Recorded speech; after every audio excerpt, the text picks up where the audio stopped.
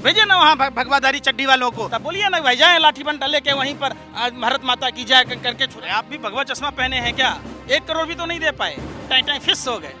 कहाँ उनका 56 इंची का सीना कि इंदिरा जी मुसलमान हो गई, यही पारसी से शादी करके ये कट्टर हिंदू हैं। महंगाई पर ऐसे चोरी करके ऐसे करती थी, दान की करती थी ऐसे। भाजपा आरएसएस के लोग वही सपोले हैं जो देश को आजाद नहीं होने देना चाहते थे, लेकिन बात बोलते रहते लगातार झूठ पर झूठ। 5 लाख का बूट, 10 लाख का सूट, जितने कुकर्म हैं सारे भारतीय जनता पार्टी के लोग करते हैं। चकला घर चलाएगा, वेश्यालय चलाएगा, लड़की सप्लाई करेगा तो उसे हिंदू धर्म बचेगा? शर्म नहीं आती आप जैसे पत्रकारों को? मेरे साथ एक बार फिर जनता के प्रवक्ता, सरकार से सीधे सवाल पूछने वाले पंकज श्रीवास्तव हैं। पंकज, क्या लग रहा है, संसद को विपक्ष ने ठप कर दिया है, मोदी जी को काम ही नहीं करने दे रहा है। महंगाई कोई मुद्दा है साहब?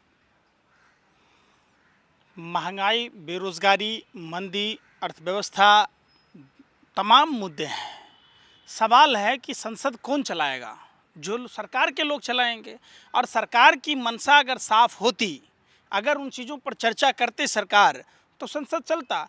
संसद में तो बहस चाहते ही नहीं है प्रधानमंत्री जी। न सड़क पर किसी को सवाल पूछने देते, न संसद में पूछने देते, ना ही किसी को सोशल मीडिया पर पूछने देते। तो आखिर आदमी, हिंदुस्तान की आवाम एक लोकतांत्रिक देश में रह रही है जहां बाबा साहब अम्बेडकर का संविधान समतामूलक समाज की बात करता है, धर्मनिरपेक्ष राष्ट्र की बात करता है, हर चीज़ में आज़ादी की बात कहता है। ऐसे में ये लोग ये बंदिशें लगा रहे, आखिर क्यों? हिम्मत नहीं है इनको जवाब देने की। मोदी जी डरते हैं? मोदी जी तानाशाह हैं, डरपोक हैं, बुज़दिल हैं, सावरकर की तरह। अगर हिम्मत होती तो सदन चलता। किस लिए पैसा इनको वेतन भत्ता लेते हैं आप बताइए ना? खाली मलाई चाटने के लिए? एक एक सांसदों पर कितना खर्च होता है ये पूछिए। कितना इनको फ्लाइट की टिकटें मुफ्त मिलती है, कितना ट्रेन की टिकटें मुफ्त मिलती है, कितना टीए मिलता है? कभी उस पैसे का दुरुपयोग हुआ? जनता जनप्रतिनिधि को क्यों चुनता है? इसलिए कि हमारा जनसेवक संसद में जाकर लोकसभा राज्यसभा में हमारी सवाल को उठाएगा। महंगाई पर ही बहस क्यों? आप लोग गाय, गोबर, गौमूत्र और हिंदू राष्ट्र पर बहस क्यों नहीं कर रहे हैं? अरे पहले की सरकार में बैलगाड़ी लेके वाजपेयी जी गए थे कि नहीं? आप हमको बताइए ना। किसान जो है इंडिया गेट के पास बोट क्लब तक में धरना प्रदर्शन करता था कि नहीं? आज क्यों नहीं हो रहा है ये ना बताइए आप हमको। अरे तो नया संसद बन रहा है, आप लोग टैक्स नहीं देंगे?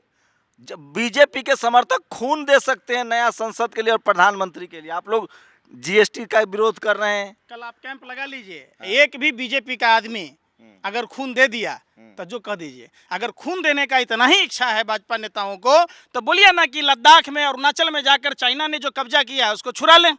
भेजे ना वहाँ भगवाधारी चड्डी वालों को, जो गोरे अंग्रेजों का दलाल थे, जो चौका बर्तन करते थे, जो तलबे चाटा करते थे, जिस बात का 60 रुपया महीना पेंशन लेता था। तब बोलिए ना भाई जाए लाठी बंटा लेके वहीं पर आज भारत माता की जय करके छुड़ाए ना कम से कम। ये लोग जिस चीज़ को जितना कहते हैं, गंगा को माता कहा, गंगा को, निर्मल गंगा को दूषित कर दिया। कोरोना काल में जितनी मौतें हुई सबको गंगा में फेंकते गए, दफनाते गए। माँ गंगा नमामि गंगे प्रोजेक्ट का ऐसी तैसी कर दिया और सारा पैसा हजम कर गए। वो आपको नहीं दिखता? जीएसटी से क्या प्रॉब्लम है? तो कांग्रेस लाने वाली थी। अब वही बात है आप लोगों का, घूम फिर के आप लोग कांग्रेस, हिंदू मुसलमान, भारत पाकिस्तान पर चले आते। अरे भैया, आप जिस कांग्रेस को कोस रहे थे उसी कांग्रेस के 100 से अधिक सांसद भाजपा में हैं। कौन है नारायण राणे? आप बताइए कौन है नारायण राणे, जिस पर ईडी, सीबीआई, आईटी की रेड पड़ रही थी? आज क्या हो गया? ईडी, सीबीआई, आईटी सब का क्या गूंगा बहरा हो गया? जिस आसाम के मुख्यमंत्री पर शारदा चिटफंड की बात की जा रही थी, जब ईडी की कार्रवाई हो रही थी, आज वो मुख्यमंत्री बना बैठा है। उस पर कोई सीबीआई नहीं, कोई ईडी नहीं। आप बंगाल में देख लीजिए, जब तक टीएमसी में शुभेंदु अधिकारी थे, सीबीआई, ईडी, तमाम संसाधनों का दुरुपयोग किया जा रहा था। देश के संवैधानिक पद पर बैठे हुए लोग बराबर ये कर रहे थे, चुप और मौन है। उसी पर तो सवाल उठता है ना कि आज शुभेंदु अधिकारी क्या गरीब आदमी का पेट काट के जो रुपया जमा हुआ था, 2 रुपया, 4 रुपया, 5 रुपया, वो पैसा लूटता रहा? इन्हें भगवान राम कहते हैं और न ही बाबा साहब अम्बेडकर कहते हैं। तो न ये संविधान को मान रहे हैं, न ये रामायण को मान रहे हैं। भाई तो जीएसटी तो इसलिए लगा रहे हैं कि नया संसद बन रहा है, प्रधानमंत्री सेना को मजबूत कर रहे हैं, इसलिए नया टैक्स लगा रहे हैं। कहाँ से सेना मजबूत हो रहा है? अरे आप भी भगवा चश्मा पहने हैं क्या? सेना मजबूत कब होता? जब रक्षा बजट में कटौती नहीं किया जाता। रक्षा बजट में कटौती करना समझिए कि सेना को कमजोर करने जैसा है। आपने देखा होगा जो वैकेंसियां निकली थी 62,000 के आसपास, उसमें 58 लाख युवाओं ने सरहदों की रक्षा करने के लिए, भारत माँ की रक्षा करने के लिए फिजिकल किया, कंप्यूटर बेस्ड टेस्ट दिया, मेडिकल हुआ। उन लोगों को ज्वाइनिंग लेटर मिला क्या? खुद नित्यानंद राय जी ने लोकसभा में बयान दिया था कि 1.25 लाख के आसपास पद खाली हैं, तो उनके क्यों नहीं बहाली हुआ? 7 साल में सरकार ने 7,22,000 लोगों को नौकरियां दी हैं। अब अप्लाई ही कर दिया था लोगों ने 22 करोड़। कांग्रेस की वजह से जनसंख्या बढ़ गई देश की। अच्छा, तो नरेंद्र मोदी जी काहे नहीं बच्चे के बाप बने? अरे भैया क्या बोलते हो, बेतुकी जवाब मत दिया करो। सुनो, प्रधानमंत्री खुद जुमला फेंक रहे थे, जुमला जी भी। प्रधानमंत्री ने कहा था 2 करोड़ युवाओं को हर साल नौकरी देंगे। 8 साल में 16 करोड़ युवाओं को रोजगार देना था। दे दिया क्या प्रधानमंत्री ने? 1 करोड़ भी तो नहीं दे पाए, टाई टाई फिस हो गए। कहाँ उनका गया 56 इंची का सीना? उल्टा सिर्फ जून महीने में सरकारी आंकड़ा कह रहा है कि 1 करोड़ 30 लाख लोग बेरोजगार हो गए, अपनी नौकरी खो दी सिर्फ जून महीने में। आप वो नहीं बताओगे? इनसे किसी भी चीज़ पर पूछो सवाल, ये सवाल पता नहीं, ये जवाबदेही से भागते हैं। जब घर की जवाबदेही संभालना था तो घर से गहना जेवर चोरी करके भाग आए। 2004 में क्लोजर रिपोर्ट खत्म हुआ। जब शादी करके पति का धर्म निर्वाह करना था तब पत्नियों को छोड़ दिए। बेचारी जसोदाबेन न सुहागन रही, न विधवा रही, न कुमारा। प्रधानमंत्री चाहते हैं कि देश में कोई आदमी शादी ना करे, सब प्रधानमंत्री जी की तरह रहे। शादी करेगा, घर बसाएगा तो उस पर भी जीएसटी लगा देंगे। ये कहाँ जीएसटी लगा ही देंगे। नरेंद्र मोदी का बस नहीं चलता है, नहीं तो सांस लेने में जीएसटी लगा देगा, घर परिवार बसाने में जीएसटी लगा देगा। देख लीजिए ना, अंतिम संस्कार के सामानों में जीएसटी लगा दिया। एक तरफ अपने यार को मालामाल कर दिए। अब पूरा कौन यार? कौन यार? अडानी कौन है? अडानी को जितना पैसा दिया गया और जितना छूट दे दिया गया, नाम रख दिए एनपीए। अरे भैया एनपीए क्या होता है भैया? मोदी जी बताओ तो सही। अडानी ऐसे कौन सा कला है कि अडानी को बैंक बार बार लोन देती है? किसके इशारे पर देती है? तो ये सवाल देखिए, समझने की चीज़ है हिंदुस्तान को और आप लोगों को भी। गोवलकर देश का सबसे बड़ा गद्दार, दूसरा गद्दार हेडगेवार के बाद, उसने अपनी किताब में लिखा, उस देशद्रोही ने, कि 95% लोगों को गरीब बनाना, 5% लोगों के हाथ में सत्ता का केंद्रीकरण देना। उसी एजेंडे पर ये पूरी देशद्रोहियों की जो लोग हैं, देश जितना गोरे अंग्रेजों ने नहीं लूटा उतना ये नरेंद्र मोदी लूट रहे हैं। और अपने नरेंद्र मोदी कहाँ लूट रहे हैं भाई? अरे भैया, गब्बर सिंह को कोई था? गब्बर सिंह डकैती डालता था कि नहीं? नरेंद्र मोदी के कोई नहीं है, फिर भी गब्बर सिंह की तरह डेली नया सोचते हैं कैसे लूटा जाए। कोई ऐसा चीज नहीं जहां पर नहीं बढ़ा देंगे। लेकिन जनता के लिए हिंदू राष्ट्र जरूरी है। जनता के लिए महंगाई, जीएसटी, जनता करे कि शरीर से कपड़ा उतर जाए, लेकिन आएगा तो मोदी ही। जितने कुकर्म हैं सारे भारतीय जनता पार्टी के लोग करते हैं। हथियारों का सप्लायर भारतीय जनता पार्टी का तारिक, जो जम्मू कश्मीर में टिकट लेके चुनाव लड़ा। कोकीन का सप्लायर पामिला गोस्वामी, कोकीन के साथ पकड़ी गई। भारत की खुफिया जानकारी देने वाला कैलाश विजयवर्गीय का राइट हैंड ध्रुव सक्सेना भारतीय जनता पार्टी में। अमरनाथ यात्रा में विघ्न डालने के लिए ड्रोन मंगाने वाला तालिब हुसैन भारतीय जनता पार्टी का आईटी और सोशल मीडिया सिंह का प्रभारी। जम्मू कश्मीर के भाजपा नेता के साथ क्या संबंध था? आप देख लीजिए कि वो जो चकला घर चला रहा था, हिंदू धर्म में व्यभिचार वर्जित है। बीजेपी का प्रदेश उपाध्यक्ष बनार्ड रिपू बैंक फार्म हाउस में नाबालिग लड़कियों का शोषण करवाता था। ये भारतीय जनता पार्टी है? ये चाल चरित्र चेहरा है? ये कुकर्मियों का अड्डा है।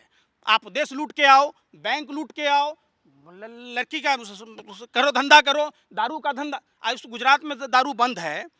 उदयपुर सिटी में मैंने देखा, उदयपुर जो गुजरात में पड़ता है, वहाँ भाजपा का जिलाध्यक्ष दारू पीकर महिला मंत्री के सामने, अगर उस जिलाध्यक्ष पर कार्रवाई होती तो दारू के रैकेट का गुजरात में पता चलता। दूसरी बात, उसी जहरीली शराब के कारण गुजरात में कितने लोगों ने अपनी जिंदगी खोई है, कितने लोग जिंदगी जीने के लिए जद्दोजहद कर रहे। प्रधानमंत्री नहीं बोल रहे, शर्म ही नहीं आती? जिस गांधी और सरदार पटेल के लिए गुजरात को जाना जाता है, भारत की छवि को जाना जाता है, उसको धूमिल करने वाले ये 2 लोग हैं। कौन 2 लोग? अमित शाह और मोदी जी। गृह मंत्री और प्रधानमंत्री। बिल्कुल। आप बताइए, अडानी के पोर्ट पर 2-2 कंटेनर जब पकड़ा गया, हेरोइन, चर्चा हुई। उसी गुजरात में 10 बार ड्रग्स का खेप पकड़ा गया, कोई चर्चा हुई? आप बताइए। मोदी जी की सरकार इतनी ईमानदार है, सरकार स्मृति पकड़ा तो गया स्वामीनाथ मंदिर में 2000 नोट छापने की मशीन, बड़ा ईमानदार है। देश खोखला कर रहा, ईमानदार है। देश बेच दिया, ईमानदार है। स्मृति ईरानी की बेटी गलत तरीके से बाढ़ चला रही थी, गोवा में बीजेपी की सरकार है, वहाँ जांच चल रही है। कहाँ जांच चल रही है? सैया हुआ कोतवाल हम नंगे नाचमना हमारे बिहार में कहा जाता है। स्मृति ईरानी को अगर नरेंद्र मोदी जी ईमानदार हैं तो स्मृति ईरानी को बर्खास्त करना चाहिए। स्मृति ईरानी की बेटी ने बार चलाया है, वहां हिंदू धर्म के विपरीत बीफ बेची है।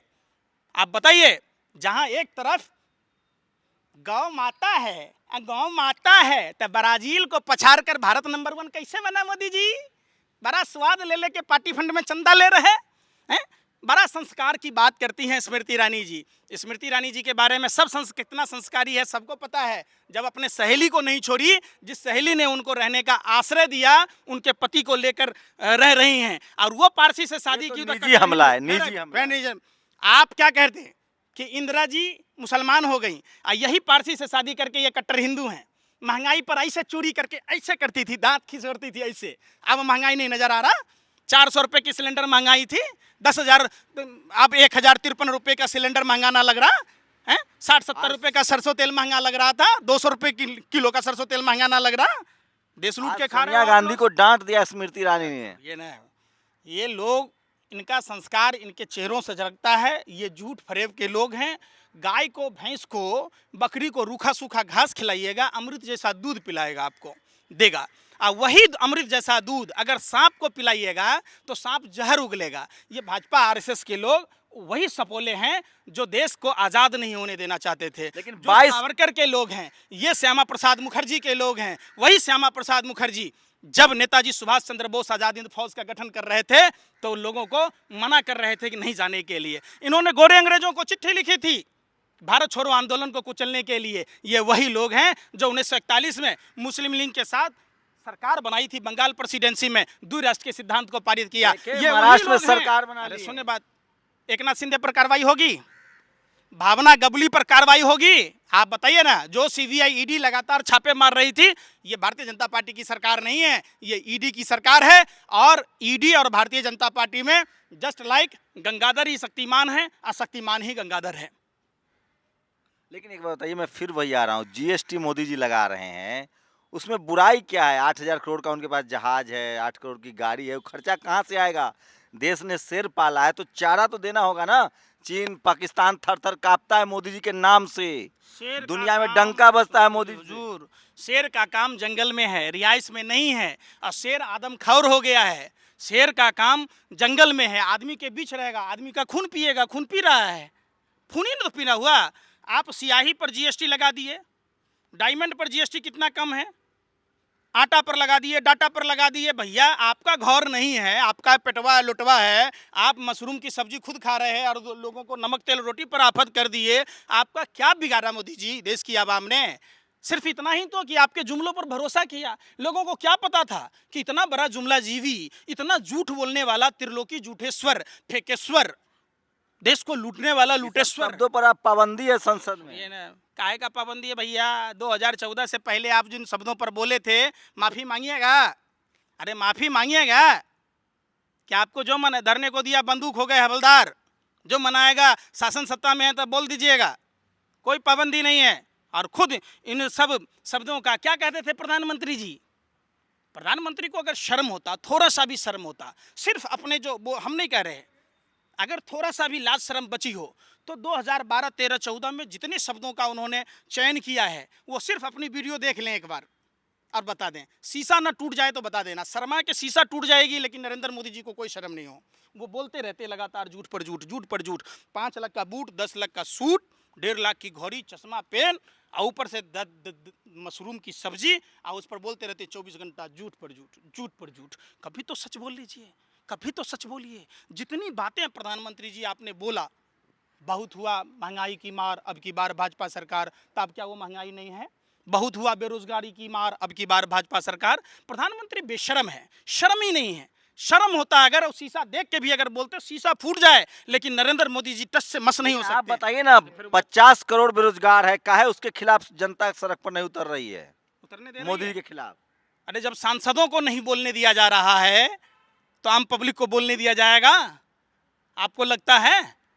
लोगों को घरों में कैद किया जा रहा है। जितना गोरे अंग्रेजों की हुकूमत शोषण नहीं किया, जितनी लूट खसोट नहीं की, उतना ये नरेंद्र मोदी एंड टीम, जो काले अंग्रेज है, गोरे अंग्रेजों को तो हमारे बाप दादाओं ने पहचान लिया कि चेहरे से गोरे थे, ये तो काले हैं। बताइए ना, 24 घंटा पानी का टेस्टिंग नहीं बर्दाश्त कर पाया नर्मदा नहर परियोजना।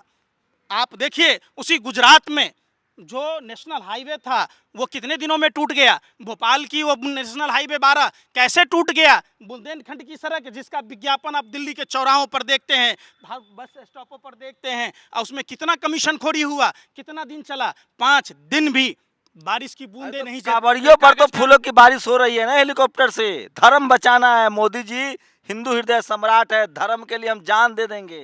भाजपा नेता चकला घर चलाएगा तो उसे हिंदू धर्म बच जाएगा? चकला घर चलाएगा, वेश्यालय चलाएगा, लड़की सप्लाई करेगा तो उसे हिंदू धर्म बचेगा? शर्म नहीं आती आप जैसे पत्रकारों को? शर्म कीजिए थोड़ा सा भी। मेघालय में बनाड नाम का भारतीय जनता पार्टी का प्रदेश उपाध्यक्ष, 4 लड़कियां बरामद हुई, 400 दारू की बोतलें बरामद हुई, 500 अनयूज्ड कंडोम बरामद हुआ, फिर भी मीडिया हाउस से सवाल गायब है। वाह, कमाल। मीडिया वाला प्रवक्ता है बीजेपी का। देखिए, मीडिया पहले राजा महाराजा भान रखता था राजा का गुण गाने के लिए, अब देश की मीडिया है। आप बताइए, आप भी पत्रकार हैं, भारतीय मीडिया का अभी वर्ल्ड के सूचकांक में 150 से ज़्यादा स्थान आ गया। आप देखिएगा, अडानी का 4था स्थान है। बिल गेट्स तो कंप्यूटर बेचा, अडानी क्या बेचा भैया? प्रधानमंत्री का जमीर है। आप बताइए ना, प्रधानमंत्री का जमीर बेच के ही अडानी ना वर्ल्ड का 4था आदमी बना। जो आदमी डिफॉल्टर है, बैंक का कर्जदार है, वो वर्ल्ड का 4था आदमी कैसे बन जाएगा? पूरे भारत के लोगों को गुमराह किया गया धर्म के नाम पर। सारे बैंकों के पैसे खा गए, सिर्फ एसबीआई बचा है, उस एसबीआई को भी डुबो देगा। मांगने चला गया कटोरा लेकर, क्योंकि उसको मालूम है सैया हुआ कोतवाल हम नंगे नाचम ना। चूंकि प्रधानमंत्री उसका दोस्त है, इसलिए प्रधानमंत्री के इशारों पर ही पूरी बैंकिंग सेक्टर का पैसा दिया जा रहा। आखिर इन डिफॉल्टरों को क्यों नहीं बात होती है? डीएचएफएल ग्रुप के बदवा पर जिसने 34,500 करोड़ रुपए की लूट मचाई, 17 बैंकों में घोटाला किए, क्यों नहीं बात होती है जी न्यूज के सुभाष चंद्रा पर, जिसके कारण यस बैंक डूब गया? आप उस पर चर्चा नहीं कीजिएगा, कहां से चर्चा कीजिएगा? लेकिन अंजना ओम कश्यप, चित्रा त्रिपाठी, सुधीर चौधरी सब बेवकूफ पत्रकार है जो सरकार की वाहवाही कर रहा है, मोदी जी की तारीफ करता है। ये कल भी 2 कौड़ी के थे, आज भी 2 कौड़ी के हैं। अंजना ओम कश्यप के पति को सीबीसी में चेयरमैन बनाया गया। क्यों बनाया गया? इसीलिए। क्यों रजत शर्मा जैसे पत्रकार को Y+ की सुरक्षा मिली? क्यों क्रिकेट कंट्रोल बोर्ड में मेंबर बनाया गया? इसी बात के लिए, 2 कौड़ी के लिए, नाचने गाने के लिए। आप देखिए, अर्नब गोस्वामी एक एंकर था, कौन सी ऐसी लॉटरी लग गई कि उसके खानदान में चाचा मामा सब बन गए विधायक? कौन है उसका पार्टनर? बीपीएल का मालिक राजीव शेखर, जो भाजपा का राज्यसभा सांसद। फाइनेंस तो सारा देश लूट कर इन्हीं चीज़ों में दिमाग डाइवर्ट किया जा रहा है।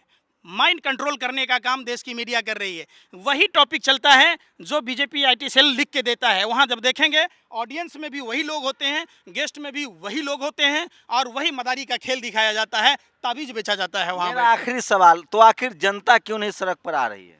जनता सड़कों पर है और जाना भी चाहती है, लेकिन जितनी जोर जबरदस्ती गोरे अंग्रेजों ने नहीं किया, उससे ज़्यादा जोर जबरदस्ती ये काले अंग्रेजों की सरकार करती है। कैसे जीत के आ जा रहे हैं? 20 लाख ईवीएम कहाँ है? अरे 20 लाख ईवीएम कहाँ है? चुनाव आयोग से कभी पूछे हैं? गए हैं चुनाव आयोग से पूछने? जब ईवीएम बनाने वाले देशों में ईवीएम से चुनाव नहीं होते, बैलेट पेपर से होते, राष्ट्रपति जैसे पद का चुनाव बैलेट पेपर से होता है, वहाँ तक कोई आदमी 100 तो पढ़े लिखे लोग हैं, तो वो कहना ईवीएम मशीन यूज़ करता है? आप बताइए, समझिए। जिन जिन देशों में आप देखिएगा, वर्ल्ड के ज़्यादातर देशों में, अमेरिका, जापान, जर्मनी, सब में ईवीएम से नहीं हो रहा है बैलेट पेपर से। 20 लाख ईवीएम का गायब होना इसी चुनावी फंडा है। आप यूपी चुनाव में देखे होंगे, 3 चरणों के चुनाव तक कोरोना के केसेस बढ़ रहे थे। कोरोना जैसे लगता है भाजपा से गठबंधन कर लिया कि जहाँ जहाँ प्रचार में जाओगे हम कोरोना फैलेंगे ही नहीं।